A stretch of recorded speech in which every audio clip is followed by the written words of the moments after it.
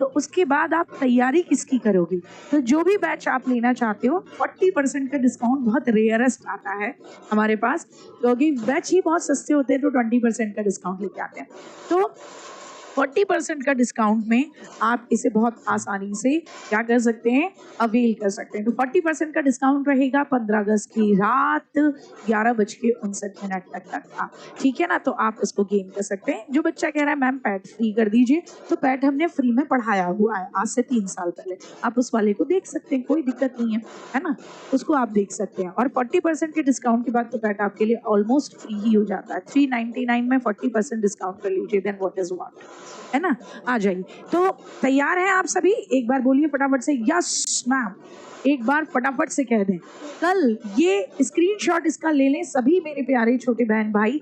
कल मैं चाहती हूँ आज ही आप इसे अपनी डीपी, अपने इंस्टाग्राम, अपने व्हाट्सएप, अपने फेसबुक, अपने ट्विटर के हैंडल, इवन आपका जो भी क्या बोलते हैं आप लोग टेलीग्राम वगैरह यूज करते हैं, अपने में मम्मी के में पापा के में सबके में इसको शेड्यूल कर दें, सबके में इसको लगा दें, अपने स्टेटस में सबके में लगा दें, ताकि आपकी इस बहन की मेहनत जो है और आपकी तैयारी कराने का जो हमारा वादा है, जो जुनून है 100%, कि देखिए अगर आप इन एग्जाम्स में पास होना चाहते हैं तो आपकी सीडीपी बहुत ज़बरदस्त होनी चाहिए, जो मैं बेहतरीन कराऊंगी, क्योंकि ये कंटेंट की मैराथन क्लासेस हैं। 15 अगस्त से शुरू होंगी सुबह 9 बजे से। मैथ्स होगी 16 अगस्त, ईवीएस होगी, पेडागोजी, और फिर लैंग्वेज पेडागोजी है, मैथ्स पेडागोजी, एसएसटी और साइंस पेडागोजी। अगर आपकी अपनी पेडागोजी पे और सीडीपी पे बहुत अच्छी पकड़ बनती है तो आप इस एग्जाम को 100% पास करेंगे, ये मेरी गारंटी है। और कल 15 अगस्त है, 16 तारीख को मैथ्स की क्लास है, और शाम को ही आपको मैथ्स पेडागोजी के क्या टैग वर्ड्स, पॉजिटिव और नेगेटिव टैग वर्ड्स जो होते हैं, उसकी भी एक शॉर्ट वीडियो मिल जाएगी। तो बने रहिए चैनल के साथ, चैनल को लाइक शेयर सब्सक्राइब करना ना भूलें, वीडियो को लाइक शेयर सब्सक्राइब करना ना भूलें। और ये आपकी सीडीपी की कल की क्लास है, बहुत बेहतरीन तरीके से मैंने तैयारी की है। हम भी इस स्वतंत्रता दिवस पर सुबह 9 बजे से साथ में बैठेंगे। जो भी बच्चा ज्ञानदीप बैच लेना चाहता है, इस समय तो आपका TWA 40 कूपन कोड के साथ 15 अगस्त तक ये बहुत बिल्कुल एकदम बढ़िया 40% डिस्काउंट में है। समर्थ बैच पैड के लिए जो लेना चाहते हैं 40% डिस्काउंट लगा लेना। चलिए पॉजिटिव और नेगेटिव टैग वर्ड्स की बात करते हैं। अगर आपसे बात की जाए, लचीला शब्द आप जब भी देखो कि क्या लचीला होना चाहिए, बोले भैया लचीला होना चाहिए पढ़ाने की शिक्षण विधि। क्या लचीला होना चाहिए, बोले लचीली होनी चाहिए आपकी मूल्यांकन का तरीका। क्या लचीला होना चाहिए, बोले पाठ्यक्रम लचीला होना चाहिए। लचीला कुछ भी देखो, है ना? तो गतिशील कुछ भी देखो, लचीला बोल लो, फ्लेक्सिबल बोल लो, इसको ही आप डायनेमिक या गतिशील भी बोलते हैं। तो इसका मतलब आप दूसरों के आइडियाज को एक्सेप्ट करने के लिए तैयार हैं, तभी तो ये डायनेमिक है, लचीला है। तो आप कठोर नहीं है, तो ये पॉजिटिव शब्द है। लेकिन जब भी आप मानकीकृत देखो तो समझ लेना वो नेगेटिव शब्द है, क्योंकि मानकीकृत का मतलब सबके लिए सेम। अब आप मुझे बताओ, आपकी सबकी आवश्यकता सेम है क्या? तो आप कहोगे नहीं। मैं आपसे पूछूं, आप सबका इंटरेस्ट सेम है क्या? आप कहोगे नहीं। कोई बताएगा मुझे गोलगप्पे पसंद है, कोई कहेगा आलू टिक्की पसंद है, कोई कहेगा बर्गर पसंद है। तो मानकीकृत यानी सबके लिए सेम, तो गलत है साहब। मानकीकृत नेगेटिव शब्द होता है। तो मानकीकृत पाठ्यचर्या और शिक्षण विधि या मूल्यांकन हो, कुछ भी मानकीकृत हो तो समझ लेना कि सबके लिए सेम, तो वो नेगेटिव है। चर्चा, जहां जहां चर्चा देखो पॉजिटिव। क्यों? क्योंकि जब आप और मैं, हम दोनों आपस में चर्चा करते हैं तो क्या होता है, जो क्वेश्चन कई बार आपके गलत हो रहे होते हैं वो क्वेश्चन आपके सही होने लग जाते हैं चर्चा करने से। आप खुद कहते हो ना कि मैम जब आप हमारे साथ क्वेश्चन को पढ़ते हो तो हमारा क्वेश्चन एकदम से ठीक हो जाता है, और जब हम खुद से पढ़ते हैं तो हमारे क्वेश्चन गड़बड़ हो जाते हैं। तो चर्चा पॉजिटिव शब्द है। रटना, रोट शब्द आए, मेमोराइजेशन शब्द आए, मेमोराइजेशन शब्द आए, ड्रिल शब्द आए, ड्रिल, है ना? ड्रिल शब्द आए, ड्रिल शब्द आए, मेमोराइजेशन शब्द आए, रिहर्सल शब्द आए, रिहर्सल। ये सब का मतलब है रटना, सबका मतलब है रटना। तो ये क्या हो जाते हैं, नेगेटिव शब्द हो जाते हैं। क्या हो जाते हैं, नेगेटिव शब्द हो जाते हैं। तो चर्चा, वाद विवाद, इनसे आपका ज्ञान बेहतर होता है, रटने से ज्ञान बर्बाद होता है। फिर आता है इन्वेस्टिगेशन, डिस्कवरी और ह्यूरिस्टिक, स्व शोध, स्वतः शोध या कहीं कहीं स्वानुभाविक भी देखने को मिलेगा आपको। क्या देखने को मिलेगा? स्वानुभाविक यानी ह्यूरिस्टिक। ह्यूरिस्टिक का मतलब होता है कि बच्चा खुद से खोज कर रहा है, स्वतः शोध कर रहा है।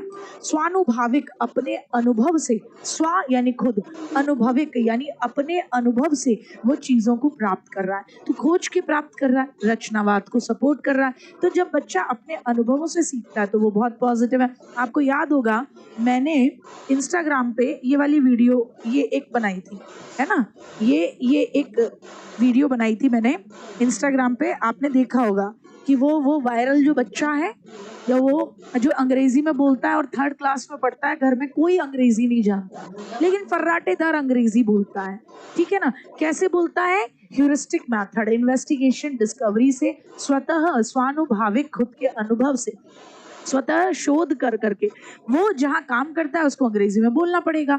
क्यों बोलना पड़ेगा? क्योंकि वरना टूरिस्ट जो आते हैं उनको वो अपना सामान कैसे बेचेगा। तो बच्चा जो है जब भी इन्वेस्टिगेशन करे, ढूंढे, डिस्कवरी करे, ह्यूरिस्टिक मेथड का यूज करे, वहां हमें उसे पॉजिटिव लगा देना है।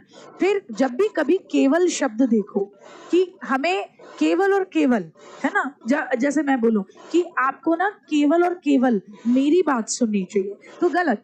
आप कहोगे दीदी क्यों, आपकी बात सुनने में क्या नुकसान है? केवल मेरी बात सुनने में नुकसान है। मम्मी क्या बनाऊं इसके लिए? एआई मोड से पूछो ना, आप इससे बात भी कर सकती हो। वो बस 1 घंटे में पहुंच रहा है। मुझे प्रोटीन से भरी कोई रेसिपी बताओ जिसमें प्याज और लहसुन न हो। चिकन और राइस, इसमें गाजर और मटर भी मिला ले, ये उसके लिए एक प्यार भरा हेल्दी मील होगा। गूगल सर्च में नया एआई मोड।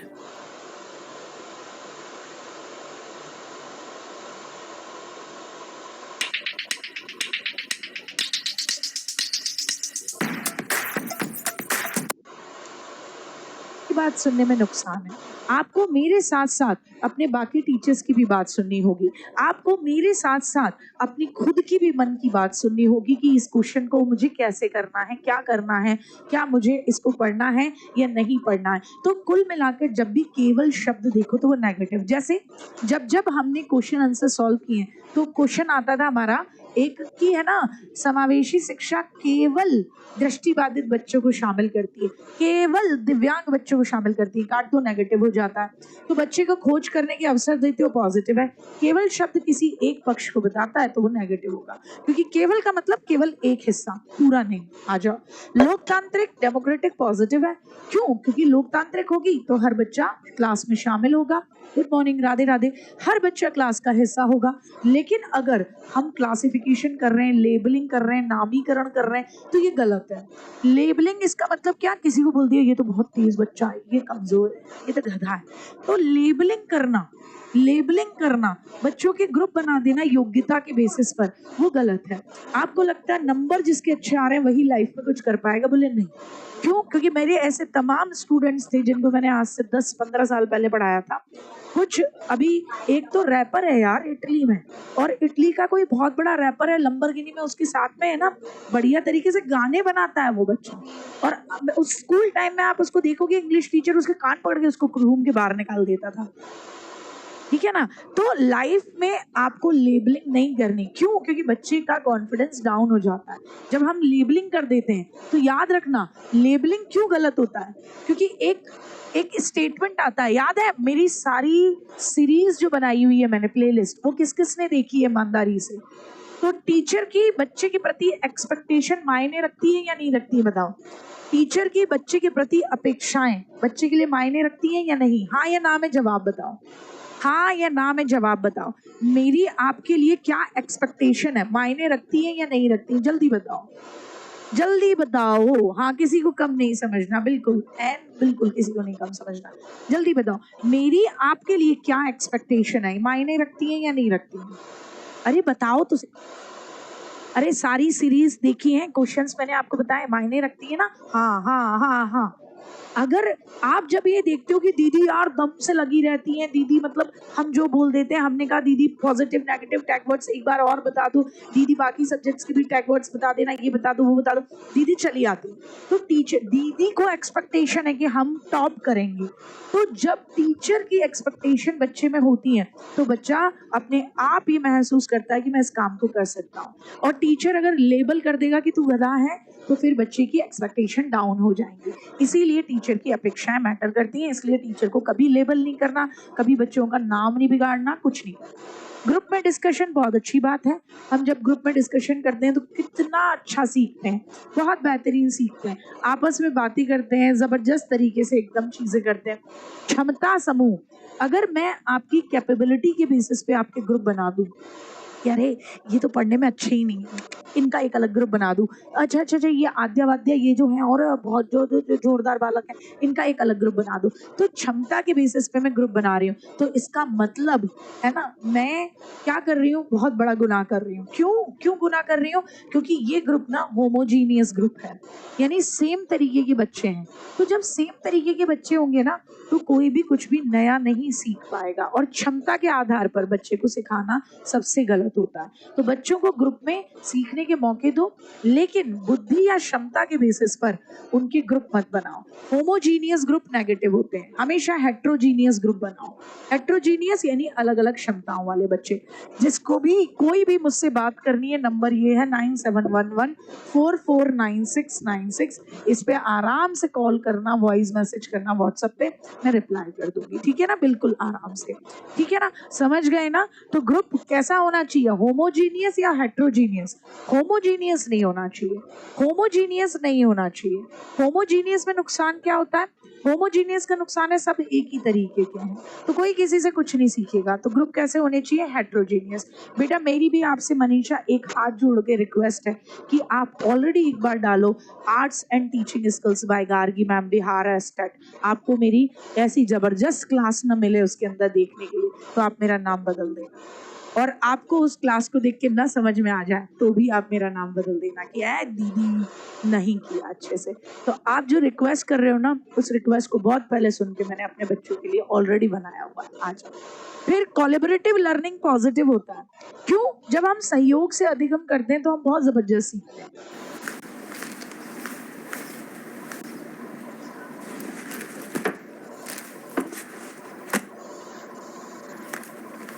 साथ लड़ेंगे डेंजर साथ लड़ेंगे। छोटी जेब में बड़ा इरादा, दिल में पूरा गांव। ख्वाब बड़े हैं, बहुत बड़े हैं, छोटे। तो हम बहुत जबरदस्त सीखते हैं। जैसे आप मेरे साथ सीख रहे हो, मैं आपके साथ सीख रही हूँ।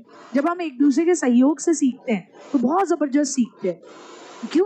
क्योंकि जहां आपको गड़बड़ी हो रही है वहां मैं आपकी मदद कर रही हूँ, जहां आपको गड़बड़ी हो रही है आप मेरी मदद कर रहे हो, हम एक दूसरे की मदद कर रहे हैं ना, कर रहे हैं कि नहीं कर रहे हैं? तो कोलैबोरेटिव लर्निंग सबसे बेस्ट होती है। वाइगोत्स्की कहता है समाज के साथ सीखना चाहिए। क्यों? क्योंकि लर्निंग क्या है, व्यक्तिगत है या सामाजिक है? बताओ भाई, बताओ जल्दी बताओ। लर्निंग व्यक्तिगत है या सामाजिक है? जल्दी बताओ। नाम बदल के क्या रखे हैं? बड़ी दीदी। नहीं मिलेगा तभी तो नाम बदलोगे औलादों, नहीं मिलेगा सपना तभी तो नाम बदलोगे। और नाम तो आज भी बदला हुआ है तुमने। कौन सा मुझे ऐसे कहता है गार्गी? तो बताओ, नाम तो बदला हुआ है। मैम, कोई तो मॉम, कोई दीदी, कोई दीदू, कोई माते, पता नहीं क्या क्या करते रहते हो। सामाजिक है, बहुत बढ़िया बहुत बढ़िया। तो जब वाइगोत्स्की चचा बोल के गए कि लर्निंग सामाजिक है, यानी बच्चा समाज में सीखता है, तो समाज में सीख रहा है तो सहयोगी अधिगम सबसे लर्निंग बेहतर होगी। खुशबू, लर्निंग को व्यक्तिगत मत बोलना, लर्निंग को व्यक्तिगत मत बोलना। क्यों? क्योंकि आप सीटेट का एग्जाम देने जा रहे हो जो ये कहता है कि लर्निंग सामाजिक। लर्निंग क्या है? सामाजिक है, क्योंकि बच्चा समाज से सीखता है, व्यक्तिगत मत करो। आ जाओ। हालांकि नो डाउट व्यक्तिगत तौर पे हमारे अपने अलग अनुभव होते हैं, ठीक है ना। अच्छा, कभी भी कठोर शब्द आए, दंड आए, यांत्रिक आए, भय शब्द आए, इनको काट देना। जैसे आए कि टीचर को यांत्रिक विधि से पढ़ाना चाहिए तो काट देना। आपको यंत्र बनाना है क्या? मुझे आपको यंत्र थोड़ी ना बनाना, मुझे काट दो। जब भी आए कि दंड का भय दिखाना चाहिए, क्लास का वातावरण कठोर होना चाहिए, अनुशासन, काट देना।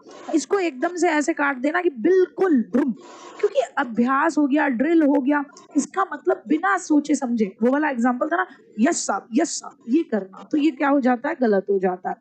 जब भी आए विश्लेषण करना, कह देना पॉजिटिव है, क्योंकि विश्लेषण जब बच्चा करता है तो बारीक से बारीक चीजों को समझता है, विश्लेषण हो गया।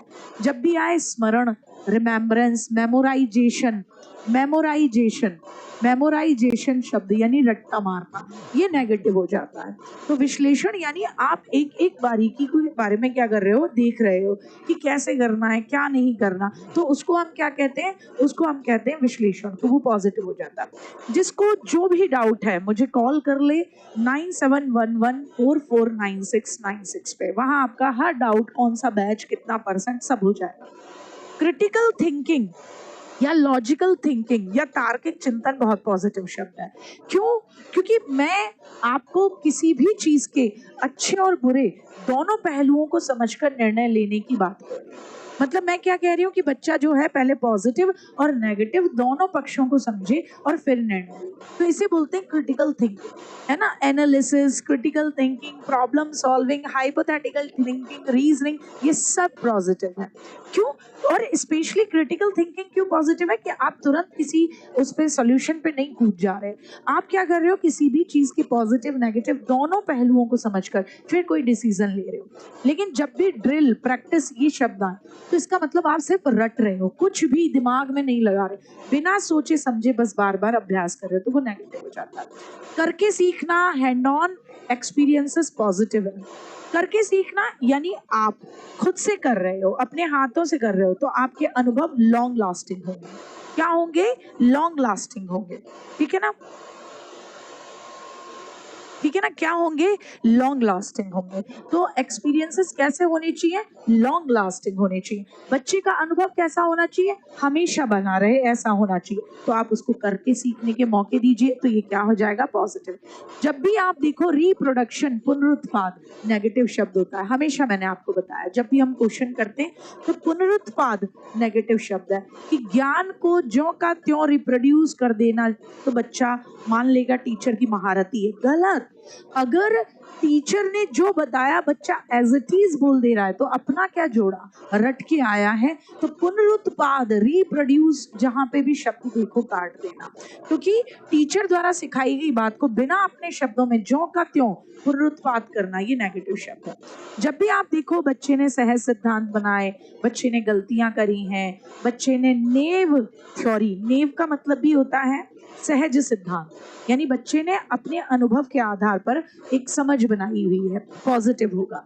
जब भी आप क्या शब्द देखो कि सहज सिद्धांत, वैकल्पिक अवधारणाएं, बच्चे की गलतियां, ये पॉजिटिव शब्द है। लेकिन जब भी आप निष्क्रिय शब्द देखो कि बच्चा कैसे सीखता है, निष्क्रिय होकर सीखता है, तो नेगेटिव शब्द है। बच्चा सक्रिय होकर सीखता है, बच्चा कभी इनएक्टिव नहीं होता। और अगर बच्चा इनएक्टिव होकर सीख रहा है तो वो क्या कर रहा है? रिप्रोड्यूस कर रहा है, सिर्फ रट रहा है। ठीक है ना। सहज सिद्धांत बच्चे के अपने अनुभवों के बारे में बताता है, इसलिए जबरदस्त है। ठीक है ना। तो टीचर को जब बच्चा गलतियां करता है तो उन गलतियों से ही टीचर को पता लगता है कि बच्चा कंसेप्ट के बारे में कैसे सोच रहा है। तो टीचर है ना, बच्चे की गलतियों का निदान, डायग्नोस कर पाता है। बच्चे को नेगेटिव रखना क्या है? निष्क्रिय रखना नेगेटिव है। अगर आए समझाना कि बच्चा अपने शब्दों में कंसेप्ट को समझा सके, तो ये पॉजिटिव शब्द है। लेकिन जब भी आप देखो व्याख्या या परिभाषा या सूत्र, ऐसे शब्द जब भी आप देखो कि बच्चा सूत्र की या परिभाषा या उसको एक लेक्चर दे रहा है, तो मतलब वो गलत है। ये नेगेटिव शब्द होते हैं। क्या होते हैं? ये सब क्या होते हैं? नेगेटिव शब्द होते हैं। ठीक है ना। क्लियर है? क्लियर है? ठीक है, बहुत बढ़िया, बहुत बढ़िया, बहुत बढ़िया, बिल्कुल।